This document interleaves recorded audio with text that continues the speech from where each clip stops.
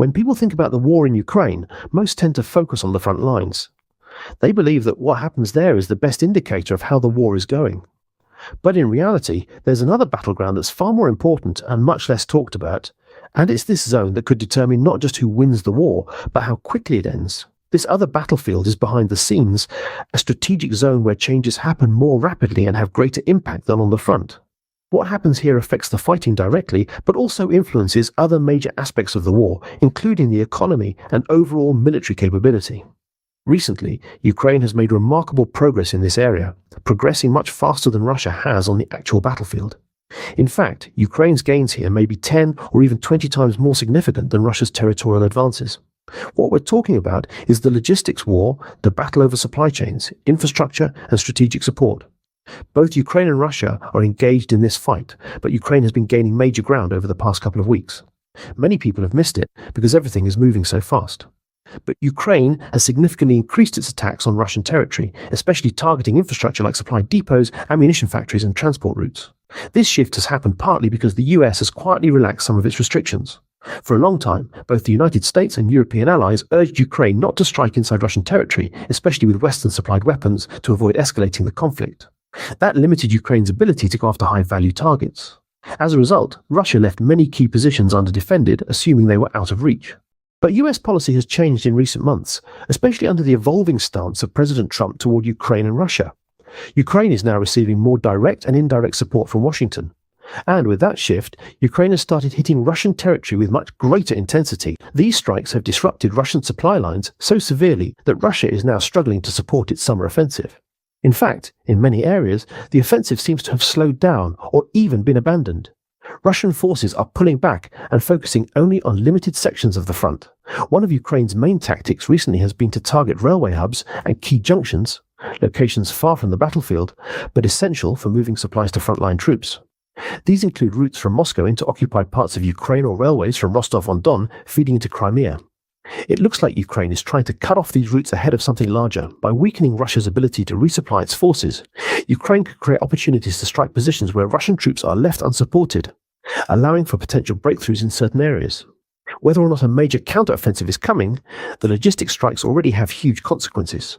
Beyond the military effects, these attacks are also starting to make ordinary Russian citizens feel the reality of war, something many hadn't experienced directly until now. Like many things in this war, these changes begin with small cracks, but over time they widen. If combined with other pressure points, the situation could escalate into a chain reaction. With that in mind, let's zoom out and look at the bigger picture.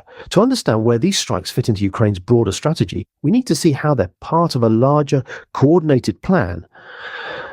A strategy that goes far beyond what can be covered in just one video. What's happening now is actually quite fascinating, because when you look at the strategic context of what's happening quite fascinating spans, you start to see how Russia, a country that sees itself as shaping history, is in fact becoming a victim of the very history it failed to learn from. Take, for example, the two wars that Russia is most proud of, the defeat of Napoleon and the defeat of Nazi Germany. In both cases, foreign armies invaded Russia only to fall apart due to long supply lines and harsh conditions. Both invaders were ultimately brought down by Russia's two biggest advantages, its vast geography and its brutal winter, often referred to as General Winter. The cold, unforgiving, climate-crushed forces that were not properly equipped to survive it. Russians often point to those victories as proof of their country's resilience. But now in this war, the roles have reversed. Russia has overextended itself, creating long and vulnerable supply chains, and it's now facing the same kind of logistical problems that once brought down its enemies. There's a long-standing belief in Russia, the idea that whenever the country goes to war, it can't really lose, because it once defeated giants like Napoleon and Hitler. But what many Russians fail to realize is that Ukraine has studied Russian history even more carefully than they have. And now, by targeting Russian logistics, Ukraine is turning Russia's biggest advantage, its enormous size, into a major weakness. You see, when a railway stretches from Moscow to the front lines in Ukraine, or even all the way from Siberia, Ukraine doesn't need to destroy the whole line. All they have to do is keep hitting small, specific sections between the supply factories and the battlefield. Each time Russia repairs one, Ukraine can strike another.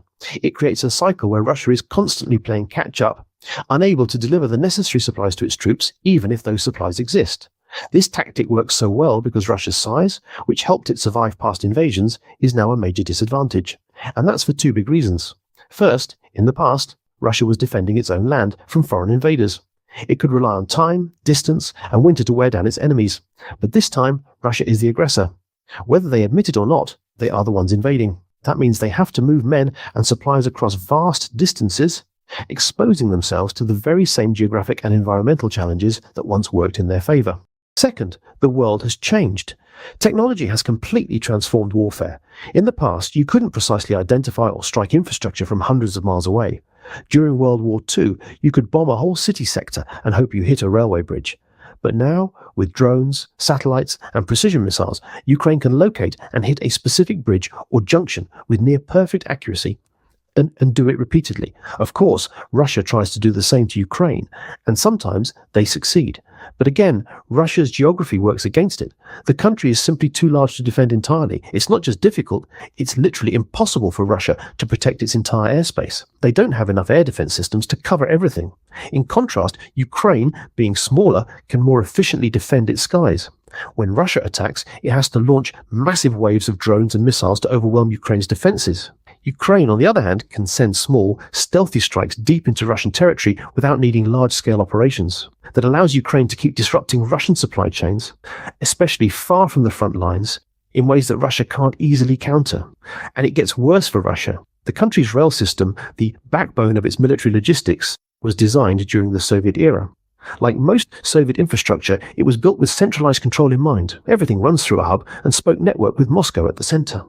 While this makes it easy to manage, it also makes it highly predictable. There aren't many alternate routes.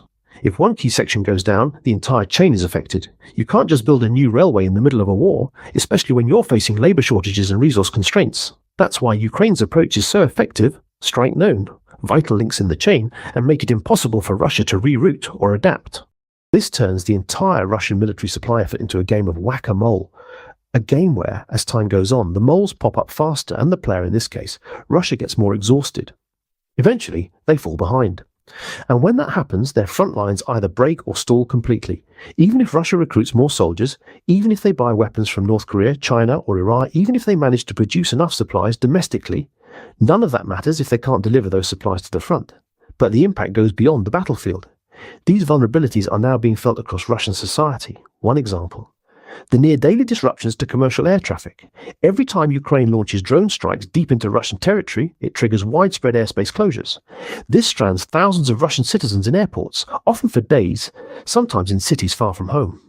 To first glance, this might seem like a minor inconvenience, but in reality, it's deeply symbolic. Imagine if your parent or sibling got stuck in an airport for 5 days because of a war you'd barely thought about. For many ordinary Russians, that's what's happening. It brings the war, once distant and abstract, suddenly into their daily lives. Of course, Ukraine has faced these disruptions from day one. Its skies have been closed for most of the war. But the difference is that Ukrainians know why. They're defending their country. For Russians, who were told everything was under control, the airport chaos raises uncomfortable questions. And more people are beginning to realize that maybe this war, which once seemed far away, isn't so defensible after all. And again, Russia can't do much to stop it. To protect civilian airspace, they've started shifting air defense systems away from the front lines. But that just creates new vulnerabilities elsewhere. Another round in the same losing game of whack-a-mole. Whether it's the military supply routes or civilian transportation, Ukraine has now struck at the heart of Russia's logistical network. And their ability to do so is growing, not shrinking. This is also sustainable long-term.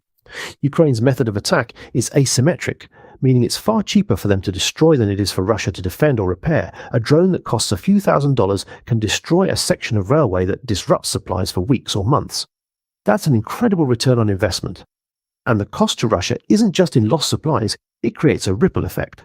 Factories that can't ship goods to the front eventually stop producing. That causes bottlenecks in military production, and soon, Russian troops lack equipment entirely. It's a vicious cycle that's only getting worse for Moscow. So in the end, this represents a huge strategic win for Ukraine and a serious compounding loss for Russia.